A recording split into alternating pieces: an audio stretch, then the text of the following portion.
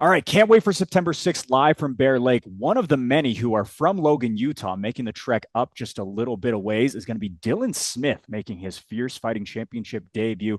Dillon, such a pleasure to be able to talk to you today, my man. How you been and how much are you looking forward to this first fight over at Fierce? Yeah, I've been great. Everything's going well for me. Life is good. Graduated college, training, had a little bit of vacation. Everything's going great for me. I'm very excited to fight on this Bear Lake card. I was at the Battle of the Border one last year, watching some teammates, watching some others. So I think this is going to be an awesome card. I'm gonna have so much fun. I'm ready to showcase what I can do to Fierce. Did you ever think about, hey, maybe I'll compete at this one in the coming years? Funny you say that actually, because yeah, when I was out there watching some of my teammates fight and some other like I thought the venue was awesome. Bear Lake is one of my favorite places on earth. My family, we go there every single year. My great grandfather helped actually found that area. My grandfather grew up in Fish Haven. So I'm very connected to the Bear Lake area. I love it. We have a cabin up there. My last name's Smith. It's up on Smith Hill Road. Like we live out there. In Bear Lake, that area. So we visit there a lot.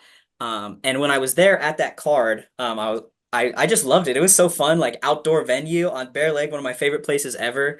So I was excited. I actually halfway through that event was like, I gotta fight on this event if they do it again. So it may not have been on your radar, but I was definitely looking at fighting on this card. I wanted to be on this one.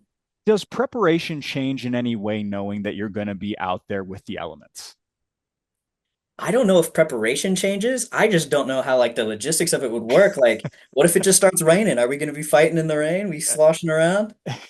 It's actually a good point. We've actually talked about it a little bit and trying to figure out what we can do. And it's kind of a nightmare, but fingers Yeah, crossed, we'll see what happens. But for the I'm there to most part, fight, so I'll yeah, show up. I'll do my job. Like whatever happens, happens.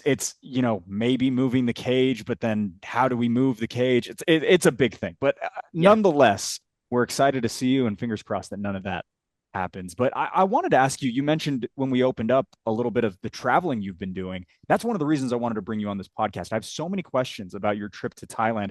So first and foremost, just what was the reason to take you overseas to go train?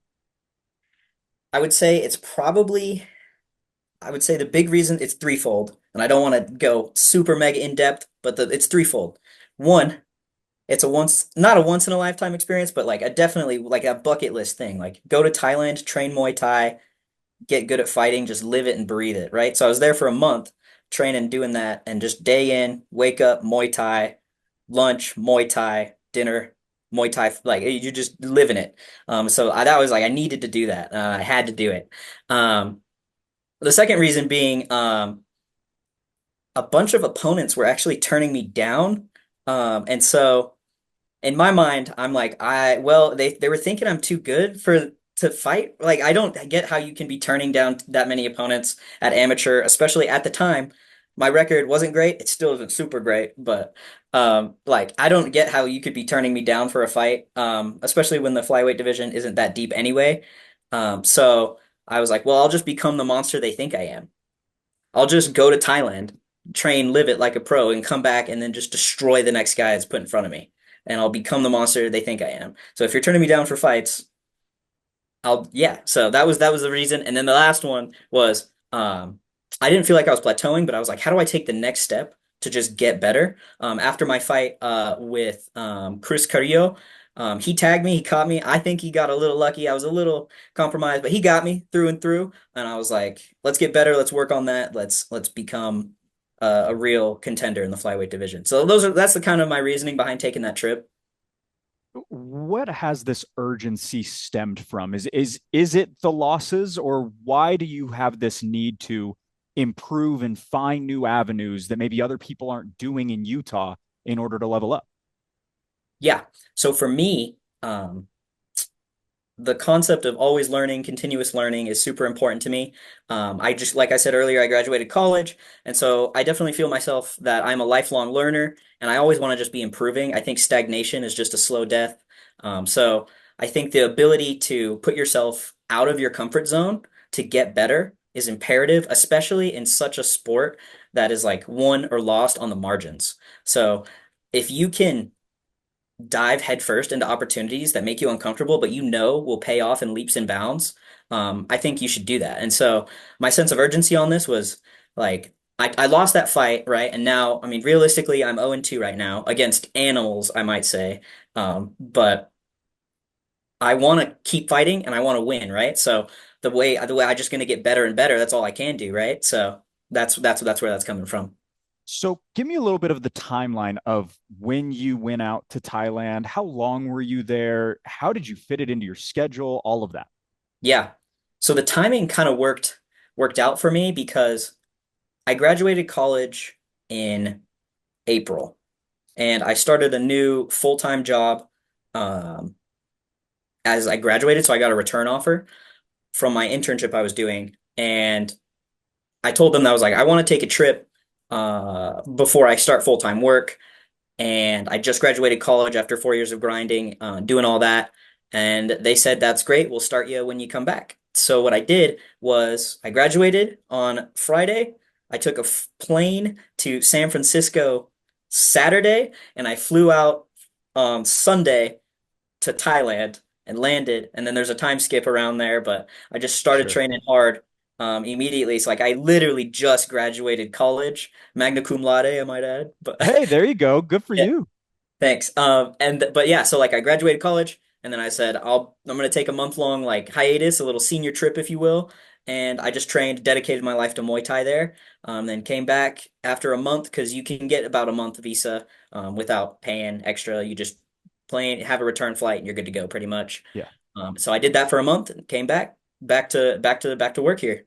Where did you stay and what are kind of those conditions? Is it cheap to be? I've never been to Thailand. I've never traveled in that area, but is it cheap to be there for a month or was that kind of a hit on the pockets?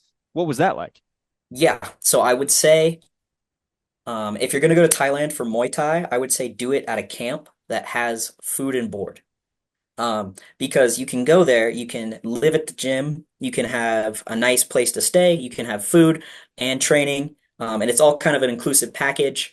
So you could realistically, obviously, I spent a little bit more on stuff out there, but realistically, the camp, like you could have food, a roof over your head, and training twice a day for a month, sub $1,000. You could do that easy peasy. The cost of the flight is obviously expensive, but yeah, like the training out there, if you can commit to living at a gym and just living the Muay Thai life, then it can be very economical. That is incredible. What were some of your friends and family's reaction to this? Because this is a very ambitious trip that you went on for Oh yeah. 4 weeks, is what you're saying? Yeah, yeah. So I was there for 4 weeks. And I told my family and they were like, you're gonna graduate college and then go fight? What are you doing? Like, um, so they definitely weren't super thrilled, but they know I've been doing this for a long time and that this is what I really love, and what I'm good at too. So um I wouldn't say they weren't supportive, but they were a little confused as to Yeah. why I was making this decision, and they were like, "Well, have fun, like be safe out there." And I promptly just, was fighting every day, so as safe as you can be. A lot of that also was kind of documented on your social media. You do a really, really good job. And I'm not just saying this. There are people who are good at social media. I am not good at social media. You do an incredible job. What was the reasoning behind kind of documenting this entire experience for you? Yeah, good question. For me, the I love doing the social media and sharing my story, because not that I don't want to get up on a soapbox, but like if I can share what I've done and what I've been through and to show like what you can do, because I don't think there's anything that special about me other than I'm a great fighter. But every other person, if you can dedicate yourself, you can do it. And I just want to showcase that. And I try my best to not be tacky on there. I want to be entertaining. I don't want to just like be boisterous and flex. My social media, you can find it, Dylan the Squid, pretty easy to find. But I aim to entertain and I aim to educate on there. And so that's why I do it. And I don't take myself too seriously on there, which is why I think I have good content, is because it's enjoyable. It's something that I would watch versus just scroll past. What would you say in terms of creating content are the best and worst parts of it? I mean, when you're doing a vlog, you got to go set up a camera, then you go and do the thing, right? And what Mhm. are kind of the roadblocks that you run into day to day when you are promoting yourself? Yeah. There's two things that come to mind. One is the biggest. I enjoy doing the photography and doing the videos and the content and the ideas. but I need to record myself, which is the hardest part because you need to set up a tripod. But if you exit the field of view, video's ruined, right? Sometimes you need dynamic videoing and movement. So I've really, um, that is one of the biggest challenges of doing content for, I would say, self-promotion or things that you involve yourself on. I've also done promotions on there for other my teammates, and unlike my gym and stuff. So I've done videos for them, which I enjoy as well. But when you're trying to promote yourself and doing like content, it's you can do it for yourself, but it's hard. You're right, like setting up tripods and the movement. So yeah, you just have to plan ahead, honestly, and set things up and work with people that are willing to work with you and give you space to do that content. Where did you kind of learn how to create videos? Because I'm assuming you edit these as well. How did you kind of learn all this stuff? Yeah. So I do edit my own videos as well too. I honestly like I watch and I see what's done. I just use CapCut and I go in there and I just study it. Like I said, I'm a lifelong learner. If I think something's cool, I'm gonna go try it. I'm gonna go learn it. And so I just study videos on how to do editing stuff on that, and then I see things online. I'm like, oh, I like what they did there. That was cool. And I was like, how can I replicate that, or how can I do that type of cutting? And it's just been trial and error, learning as I go, creating content, and it usually stems from an idea that I'm like, oh, that would be fun to make, or that's a good thing to share. And then I'm like, okay, how can I shoot it? And at the end, I'm like, okay, how do I edit that to make it bite-sized in good content form? And sometimes I'll do voiceovers, things like that. So, You mentioned that you like to learn when you're interested in something. mhm. Is that kind of how martial arts came into play, or how did that all kind of build into you? Yeah, absolutely. Yeah, I said it earlier, but I kind of live by this phrase. If you think something's cool, why not give it a shot? Give it a try. You'll suck at first, but then you'll get better. And so initially, we had an old family friend. I'm going to shout him out. His name is Maurice Matsumori. He's this nice Japanese guy who lived in our neighborhood. And we talked, and he's a family friend of ours. And he said, have you ever trained before? You ever done martial arts? At this time, I was a dancer. Um, and he was like, "You should try martial arts. I think you'd be good at it." So he invites me over to his house, and it matters that he's a family friend because he would just put me through the ringer. Like he'd make me stand on one foot and like throw kicks until I fell. Like full Karate Kid style. I'm not even joking. I'd balance and do squats, and he'd make me count to 100. If I faltered, he'd make me restart. And so I would be like doing this like workout thing, and I get to like 90, and he'd push me over and be like, "You fell. You have to restart." So like that's kind of how I started, and he got me down the path. This was like in high school, and he said like that he enjoyed doing it, and we had a good time doing it. And then I got to a point where he pulled me aside, and sat me down. He's like, "I'm not an actual coach. We're doing this for fun, but you seem like you want to do this more and more and more. And it's to the point where like you actually need a coach." And so he sent me to an actual local gym there, and I started training, and here I am. That's how I started martial arts. Does he know about what you're doing now that you've got a couple fights, that you're going to be fighting just about an hour up north from where you live? He does actually. He's super supportive of it. I get a call from him. Yeah, I get a call from him every once in a while and we chat and he loves it. He loves to support it. And he's a fan. You mentioned that you're a dancer. What type of dance, to what level did you do this? Yeah. So I did hip hop and break dancing, and I did quite a few shows. This was in high school, and we actually had a an account, and I had a dance crew and friends that we did a lot of that stuff with. Um And so still, I can still break it down a little bit when I need to. It's actually kind of a fun thing in the gym is I'll dance around to music. We'll get like jujitsu class. I'll get a sub. I'll get do a head spin or something. And it's kind of a funny joke around the gym that I break dance sometimes. But yeah, so that's yeah, I did it a little competitively. I helped out with the high school team, and I did like a big show for my senior year. I got a solo for in front of a lot of people there too. So days pass though. Now I'm a fighter, not a dancer. Depending on the state of the cardiovascular, if you win on September 6th, can we expect maybe a post-win dance move of some sort? Probably. I don't want to give it away, but I got some things planned. Okay, so I want to go back to the Muay Thai part because it seems like you kind of had a traditional martial arts introduction in your adolescence. Hmm. When did Muay Thai kind of start really turning on the lights in terms of this is the one that's going to kind of become my base? Actually, initially, So I started doing that like traditional stuff, right, with him, and I checked out a gym. I started with jujitsu. I Oh, okay. actually didn't like striking at first, um, because obviously getting punched sucks, right? Especially when you're a beginner, you're going to be really stiff and you're going to just eat a lot of punches that as you learn and you get better, you're like, all right, like it's not that deep. You're not going to get punched like that. Like if you just eat a punch, you'll get in trouble. Um, but yeah, so I started with jujitsu, and I trained a lot out at Jeremy Horn's Elite Performance when I was at that time. And so I was getting into jujitsu there, and I was doing that, and I started competing, and I slowly started doing some of the striking classes because I enjoyed them. They were fun in the practice hitting pads, but I didn't super love the sparring. And I loved doing drilling and jujitsu and rolling, and then slowly I started just adding Muay Thai and real striking. And I was like, okay, I really like this actually. And it's not that yeah, it's fine to strike and everything. And then yeah, I just fell in love with Muay Thai, that specific style, because yeah, it just is great. And I love the close range and the long range and all the tools that are available to you in Muay Thai. So I would definitely say it is my favorite art to practice. Who are And some of your favorite training partners at Jeremy Horns? Personally, I've got, one of my analysts is Andrew Boquette. You went mhm. to go see Mike Jones perform back in February. There's a lot of names that a lot of the Fierce fans know of. I would say I didn't get to train with too many of the well-known fighters at that time because I was kind of just getting into it and being like more of a jiu-jitsu guy out there.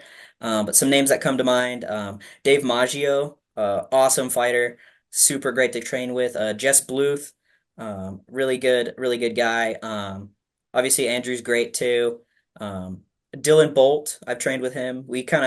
Yeah, like so there are a lot of the names out there. I'm on great terms. I visit them every once in a while and they call me Squid. I bet a bunch of them. Yeah, I feel like kind of a local, like a folklore guy when I visit there, and they're like, "Ah, Dylan's here," and a bunch of the guys don't know who I am, and then I do decent out there and I train with them. So I love going out there. Jeremy Horn's a great coach, so Okay, so that brings me to my next point, which is the nickname Dillon the Squid Smith.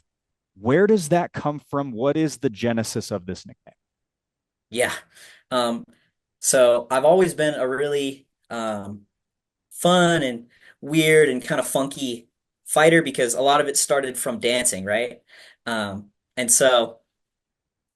I always moved pretty weird, and I'm a small guy, and I have really great head movement, and my arms are actually super flexible.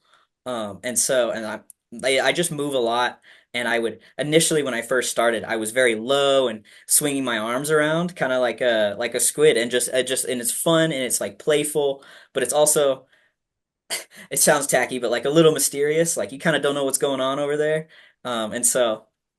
I thought it was a great nickname when my friend called me it, and I was like, "Yeah, that's fire." And so everyone just started calling me Squid, and so I just stuck with it, and it's panned out. It's fun. I like having a good nickname. I like having a good brand. I even got it tatted on my arm. I got the squid right here, and just with the trident for when I spear people. Look at that. But anyways, like I've really committed to the brand, and it's fun and it gives me something great. And yeah, so the squid, you can expect lots of weird movement, slick striking, slick jujitsu. Um, you'll once you watch me fight, you'll be like, I get the nickname.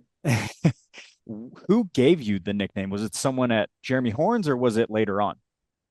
It was a friend of mine named Tanner Spielman. He also has fought before, and he's a great fighter as well. He's always given out great nicknames. And so he gave me that nickname as we were training together one time, and I was like, "That's great. Let's just stick with it." And that it's been a long time. Do you have any specific favorite Muay Thai fighters or MMA fighters who have that Muay Thai style? I think of a Khalil Roundtree who main evented in Salt Lake just a couple of months Hmm. or about a year ago. Do you have any favorite Muay Thai fighters? Yeah. You kind of took the answer from me, but like, yeah, Khalil Roundtree is the man, dude. I love his. He kind of has the same mentality I try and have, is that always learning, always improving, dedication to the sport, dedication to life, good perspective. And so he has just a nasty, super violent style. But then when you talk to him, he just seems super measured and yeah, and just a great guy to listen to and understand. I get a lot of mindset stuff from him as well. So I did do a little deep dive on your social media and I saw how much you were missing the Thailand food. And I just wanted to ask you maybe what was your favorite dish when you were over there? absolutely. My favorite dish. while I was over there um, was a delicious tom kha. It's a soup and it has mushrooms and it's spicy and it's so good. And you have it with rice and it's just delicious. I've looked up recipes and tried to make it here, can't replicate it good enough. Um, yeah, but a good tom kha is just so good. That does lead me into this next question, which is you mentioned train, eat, sleep. Basically, was the day to day when you were over there. Yep. Did you lose a lot of weight or were you able to kind of keep it? Because I know it's a very humid, hot climate, Mhm. along with obviously just the amount of training that you're doing and the amount of calories you're probably burning Yeah. day. So I would say a lot of people do lose weight as they're training out there. I really didn't because I was kind of doing like a bulking thing as I could over there. I just wanted to perform at my best. And so I was smashing a lot of creatine, a lot of water, getting a lot of calories going. Yes, you're burning a ton of calories. And I would say every single practice over there, just covered, dripping in sweat, dying, like barely making it to the final ringer. But I actually didn't lose too much weight over there because I was kind of bulking up. I was trying to eat a lot of calories, doing a lot of creatine, a ton of water. And so I was, if anything, I think I was a little fat over there. So, which is, I think, part of why I want to fight at a catch weight this time. Yeah. Is I get back into the fighting at 125 because over there, no weight cutting, not a thing. Like they just fight at whatever they're comfortable at, and they train up until the day before, and they like you take maybe a rest day and then fight. Um, so yeah, that's how it was over there. I didn't lose too much weight. I know a lot of the guys, if you're out of shape and you go over there, they'll lose a lot of weight. But I went over there like prepping to train a lot. Right. And so I went in there in shape already, like ready to go. And I thought I was prepped. I wasn't prepped for the level of training over there. And so, but yeah, so it is a common thing. I didn't lose too much weight over there, but you can. Now that that's in the rearview mirror and you've done that and you come back to Logan, Utah, how has your perspective changed in terms of how you approach MMA, your fighting career, and everything that falls underneath it?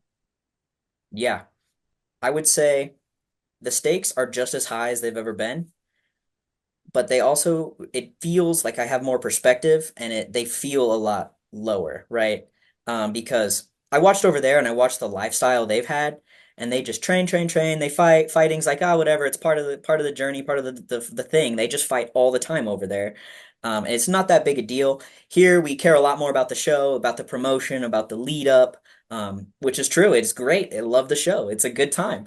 But it does definitely raise the stakes more and it raises the intensity of getting a fight.